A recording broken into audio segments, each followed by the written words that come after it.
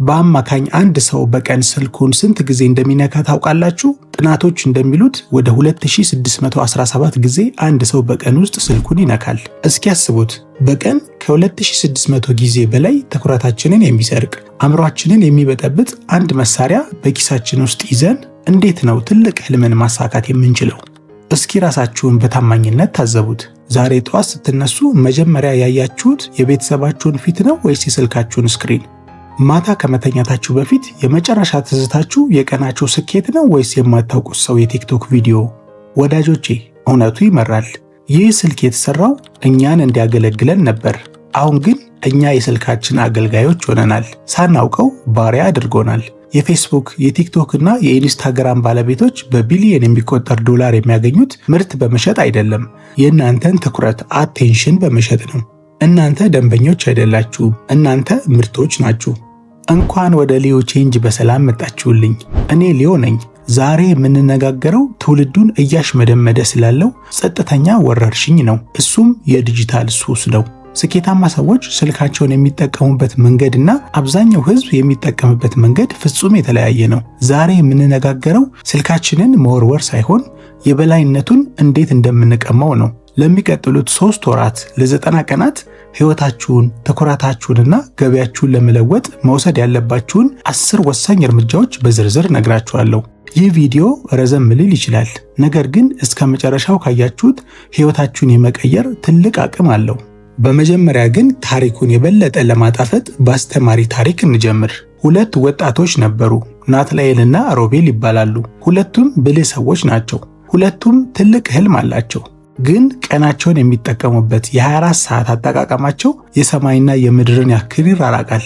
ናትናኤልን እንመልከተው። ናትናኤል ጠዋት 1 ሰዓት ላይ በስልኩ አላርም ይነቃል፣ ግን ካልጋው ላይ አይወርድም። አይኑን እየጠራረገ እስኪ ዓለም ምን እያለች ነው ብሎ ዳታውን ያበራል። ፌስቡክ ላይ የፖለቲካ ጭቅጭቅ ያነባል፣ ይበሳጫል። ኢንስታግራም ላይ የጓደኞቹን ዱባይ የሄዱበትን ፎቶ ያያል፣ ይቀናል። ቲክቶክ ላይ እየሳቀ 40 ደቂቃ ያባክናል። ካልጋው ሲወርድ 2 ሰዓት ሆኗል። አእምሮውን በጠዋቱ ዶፓሚን የተባለውን የደስታ ሆርሞን ጨርሶታል። ቁርስ እየበላ ስልክ ያያል፣ ታክሲ ውስጥ ስልክ ያያል፣ ቢሮ ሲገባ ትኩረቱ ተበታትኗል። አንድ ስራ ሲጀምር ስልኩ ቲንግ ብሎ ኖቲፊኬሽን ይልክለታል፣ ስራውን ያቋርጠዋል። ማታ ሲመለስ ምን ሰራው ብሎ ሲያስብ ምንም የሚጨበጥ ነገር የለም። ናትናኤል የስልኩ ባትሪ ሞልቶ አእምሮ ግን ባዶ ሆኖ ወደ ቤቱ ይመለሳል። ሮቤል ግን የተለየ ነው። ሮቤል ስልኩን እንደ መሳሪያ ቱል ነው የሚጠቀምበት፣ ልክ እንደ መዶሻ። ስራ ሲኖረው ያነሳዋል፣ ሲጨርስ ያስቀምጠዋል። ጠዋት ሲነሳ ለመጀመሪያ 1 ሰዓት ስልኩን በፍጹም አይነካም። ያንን ሰዓት ለጸሎት፣ ለስፖርትና ለቀን እቅድ ይጠቀምበታል። ቢሮ ሲገባ ስልኩን ዱኖት ዲስተርብ ላይ ያደርገዋል። ጓደኞቹ ሮቤል ኮርቷል አይመልስም ይላሉ። እሱ ግን እየኮራ ሳይሆን ሕይወቱን እየገነባ ነው።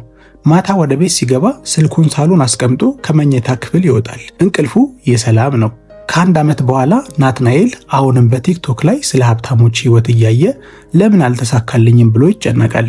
ሮቤል ግን የተረጋጋ አእምሮውን ተጠቅሞ አዲስ ቋንቋ ተምሮ ተጨማሪ የቢዝነስ ፕሮጀክት ጀምሮ ገቢውን በእጥፍ አሳድጓል። ወዳጆቼ፣ ናትናኤል ኮንሱመር ወይም ደግሞ ተጠቃሚ ነበር። ሮቤል ግን ፕሮዲውሰር ወይም ደግሞ አምራች ነበር። ናትናኤል ስልኩ ይገዛዋል፣ ሮቤል ደግሞ ስልኩን ይገዛዋል። ከሁለቱ የትኛውን ትመስላላችሁ? እስኪ ራሳችሁን ጠይቁት። እንደ ናትናኤል ሁል ጊዜ ስልካችሁ እንደፈለገ የሚያሽከረክራችሁ ሰዎች ናችሁ? ወይስ ደግሞ እንደ ሮቤል ስልካችሁን እናንተ የምትጠቀሙበት እናንተ የምትገዙት ሰዎች ናችሁ? ይህንን እናንተን ለመጠየቅ እፈልጋለሁ። አሁን የሮቤልን ውጤት ለማምጣት ከፈለጋችሁ ወደ ዋናው ጉዳይ እንግባ። እሺ፣ አሁን ጨዋታው አብቅቷል። ናትናኤልን መሆን ሰልችቷችኋል አይደለ? ለሚቀጥሉት 90 ቀናት ህይወታችሁን ሪሴት ማድረግ ወይም ደግሞ እንደ አዲስ መጀመር ከፈለጋችሁ እና ወደ ሮቤልነት መቀየር ከፈለጋችሁ እነዚህን 10 ህጎች መስማት ብቻ ሳይሆን እንደ መራራ መድኃኒት መዋጥ አለባችሁ። እያንዳንዱን ህግ የዓለማችን ቁንጮ ሰዎች እንዴት እንደሚጠቀሙበት እያሳየው ወስዳችኋለሁ። ዝግጁ ናችሁ? በተለይ 9ኛውና 10ኛው በጣም ጠቃሚ ስለሆነ እስከ መጨረሻው ቪዲዮን መከታተላችሁን አትርሱ። በዚህ ቻናል ላይ ሁሌም ማስተማሪና ቁም ነገር አዘል ቪዲዮዎችን ይዤላችሁ ስለመጣ ለቻናላችን አዲስ ከሆናችሁ ሰብስክራይብ በማድረግ እንዲሁም ደግሞ ቪዲዮ ላይክ በማድረግ ጀምሩ። ላለው ለእናንተ አይነት መልካም አመለካከት ላላችሁ ሰዎች ይጠቅማል ብላችሁ ካሰባችሁ ደግሞ ቪዲዮን ሼር አድርጉላቸው። በቀጥታ ወደ ቪዲዮ እንገባለን። ለ3 ወር ህይወትን የሚቀይሩ 10 የስልክ አጠቃቀም ህጎች። አንደኛ የጠዋቱ የ60 ደቂቃ ህግ፣ የቲም ኩክና የኦፕራ ሚስጥር። እስኪ ያስቡት፣ ጠዋት ገና አይናችሁ ሳይገለጥ የሽንት ቤት መቀመጫ ላይ ተቀምጣችሁ እግሮቻችሁ እስኪደነዝዙ ድረስ ቲክቶክ ስታዩ፣ እንደነቃችሁ ስልካችሁን ስትከፍቱ ገና ጥርሳችሁን ሳትቦርሹ አእምሯችሁን በቆሻሻ መረጃ እየቦረሻችሁት ነው። የአፕል ዋና ስራ አስፈጻሚ ቲም ኩክ ጠዋት 10 ሰዓት ሲነሳ ለመጀመሪያ 1 ሰዓት የሰዎችን ኢሜል አያነብም። ይልቁንም ጂም ይገባል፣ ወደ ራሱ ላይ ያተኩራል። ታዋቂዋ ኦፕራ ዊንፍሬም ጠዋት ስልኳን ከመንካቷ በፊት ፀሐይ መውጣቷን ታያለች፣ ታመሰግናለች።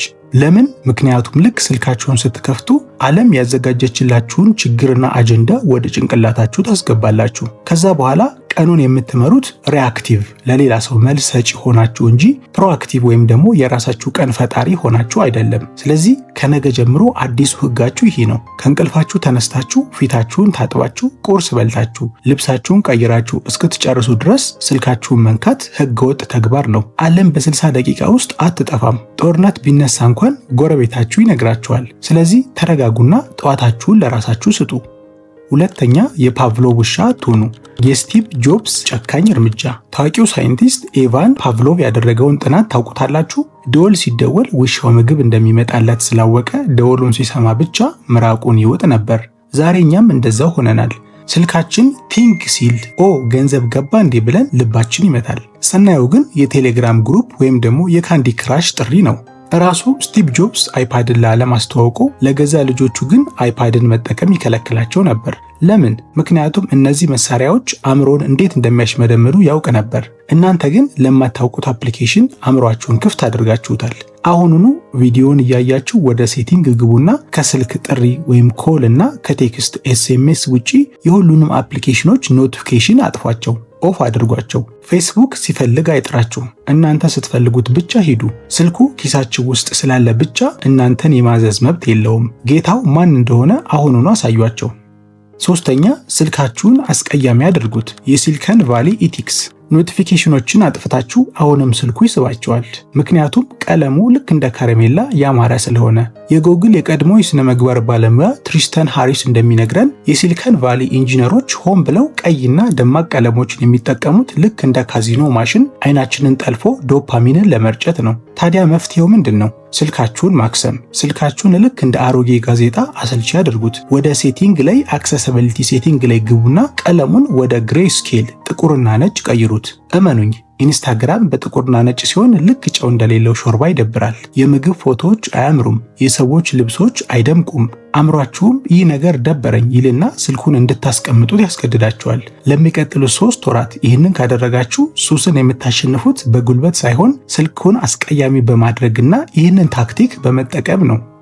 አራተኛ መኝታ ክፍል የስልክ ኖጎ ዞን ነው። የአሪያና ሃፊንግተን ህግ። ማታ ማታ ስልካችሁን ትራስ ስር ካላደረጋችሁ እንቅልፍ አይወስዳችሁም?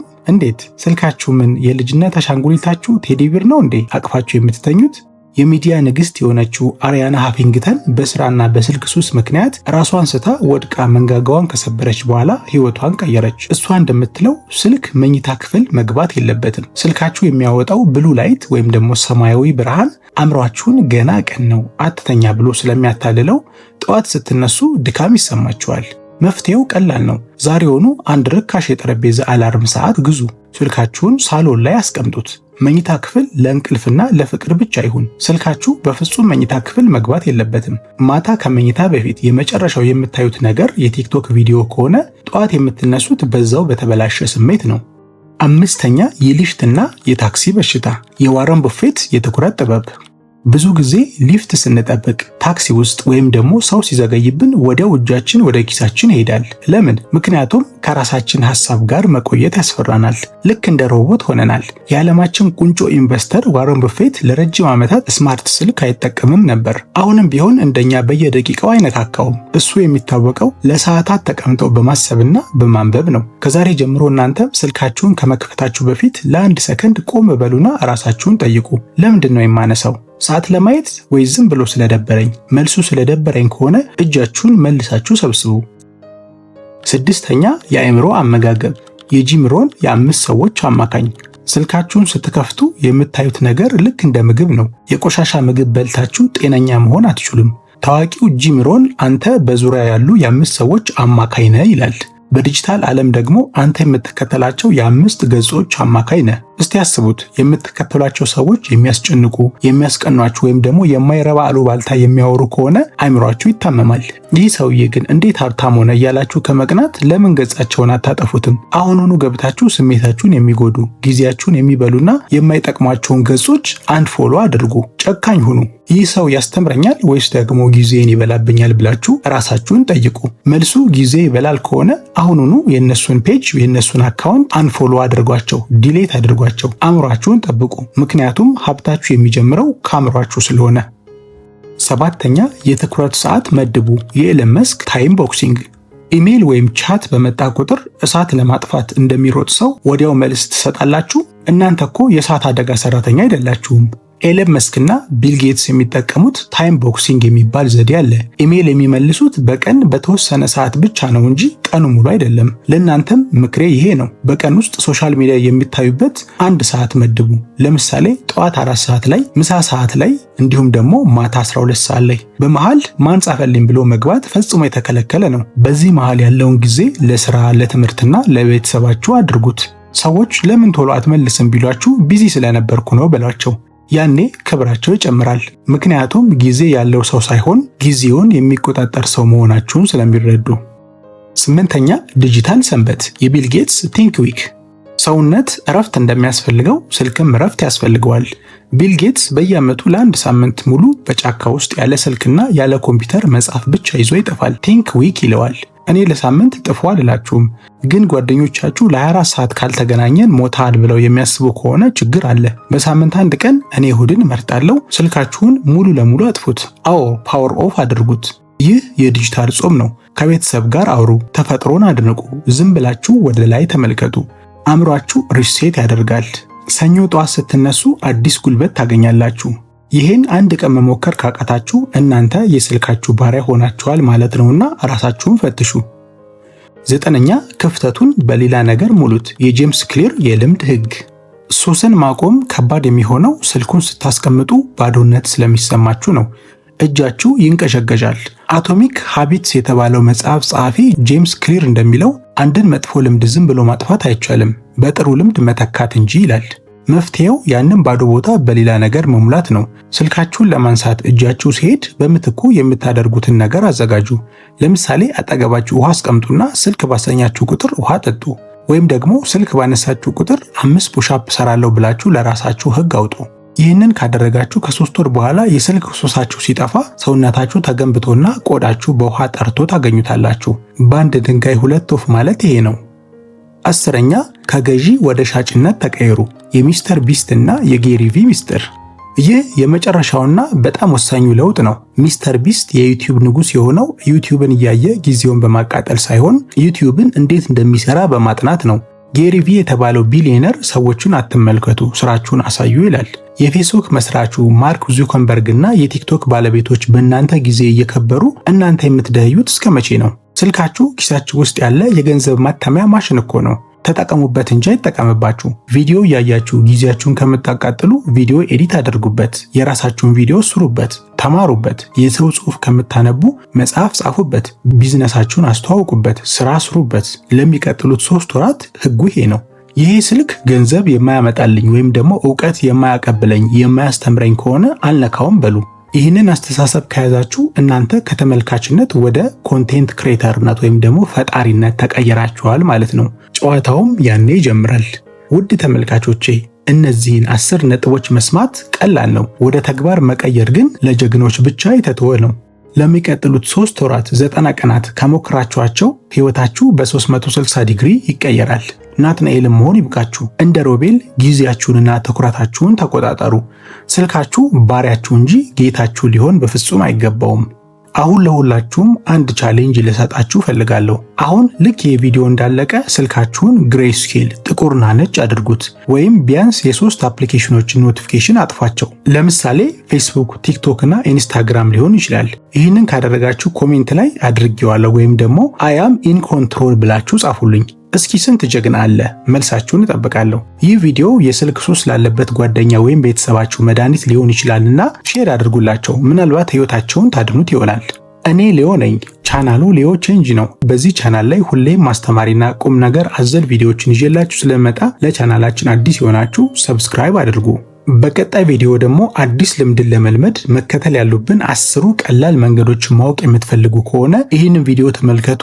ይህ ቪዲዮ በተለይ መጽሐፍ ማንበብ ለምትፈልጉ፣ አዲስ ልምድን ማዳበር የምትፈልጉ ሰዎች በቀላሉ ልትከተሏቸው የምትችሏቸው 10 ስቴፖች ናቸው። ይህንን ቪዲዮ ተመልከቱት።